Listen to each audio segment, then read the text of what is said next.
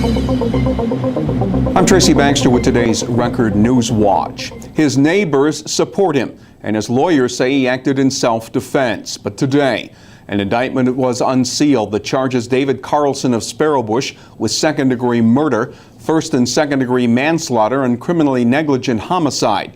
In connection with the October 11th fatal shooting of Norris Acosta Sanchez, a man wanted for rape in Rockland County.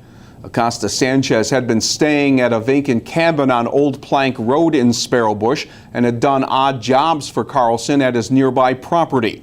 Acosta Sanchez initially eluded police when he learned he was being sought. The confrontation with Carlson came after he returned to the cabin.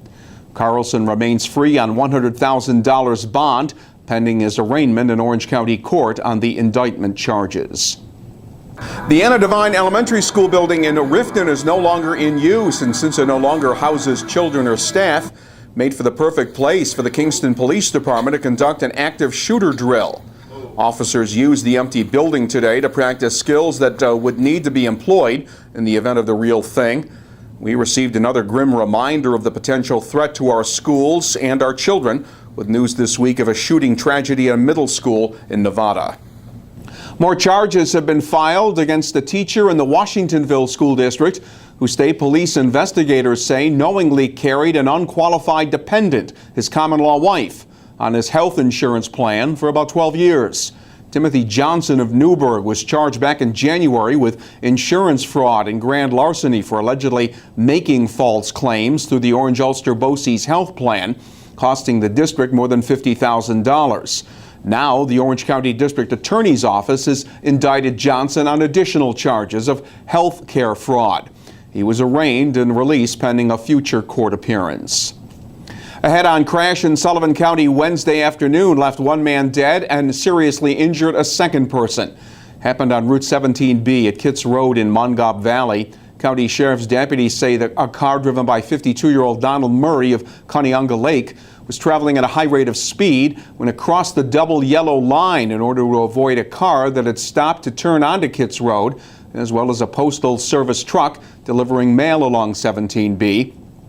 Murray's car slammed into an oncoming car.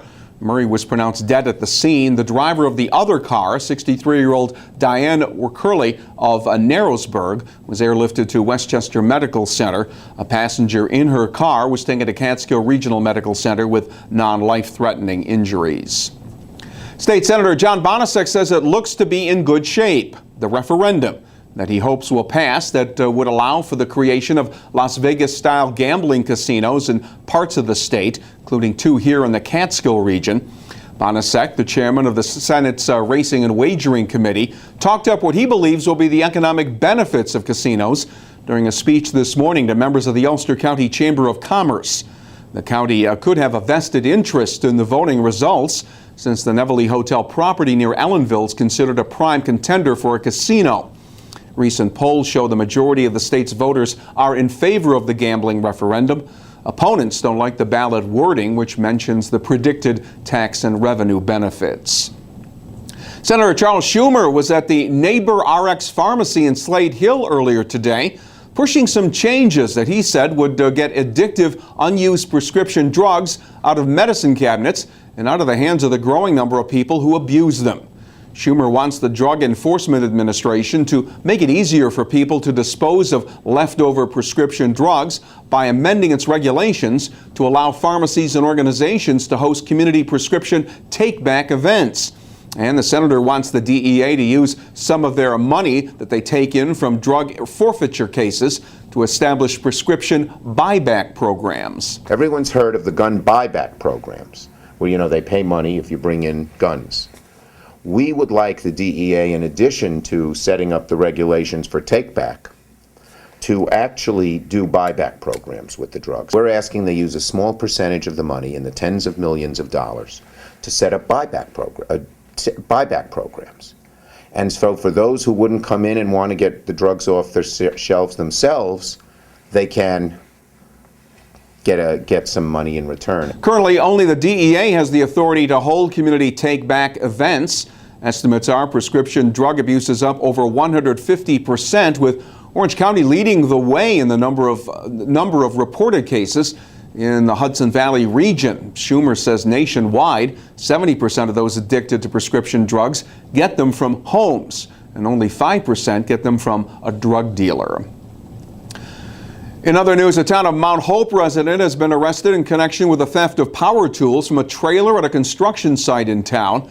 State police investigation led to the arrest of 37-year-old Jose Marrero.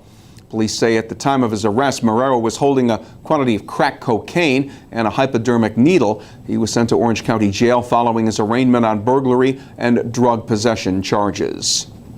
Police in the city of Kingston say additional charges could be filed against Andrew Motze, the 21-year-old city resident arrested on felony rape charges. Police say an investigation determined that Motze had sexual contact with a young girl in Kingston. Motze was ordered held on $15,000 cash bail. Remember last year at around this time when power outages from Superstorm Sandy cut the flow of gasoline from New Jersey refineries, resulting in fuel shortages and gas lines in our area? Well, the situation finally eased when fuel barges from Jersey brought gasoline to terminals along the Hudson River. Well, a proposed fuel pipeline, if it's built, could prevent that sort of scenario in the future. Connecticut-based Pilgrim Pipeline wants to build a 150-mile petroleum pipeline from Linden, New Jersey up to Albany, connecting with fuel terminals in Newburgh and New Windsor. No specific route for the pipeline has been established yet, and before the project can move forward, it will need a permit from the State Department of Environmental Conservation. And it didn't take long for this four-legged Saugerties police officer to make her first collar. Less than a week after graduating from Canine Drug School with her handler, Sergeant Michael Kraft, Canine Officer Sarah aided in a felony drug arrest. Happened when a vehicle driven by 44-year-old Elisa Williams of Saugerties was spotted after it was spotted going around in circles. Canine Sarah sniffed out drugs in the car, and officers then discovered a quantity of crack cocaine. You'll probably need to scrape off the frost from your car windshield tomorrow morning, but the good news is there's more sunshine in the forecast. Friday will be mostly sunny with temperatures not expected to get much above 50 degrees. More sunny weather Saturday with the highs in the low 50s. You'll get the news and information to help start your day each morning in the Times-Herald Record, and breaking news is just a click away right here at Record Online. For Record Newswatch, I'm Tracy Baxter.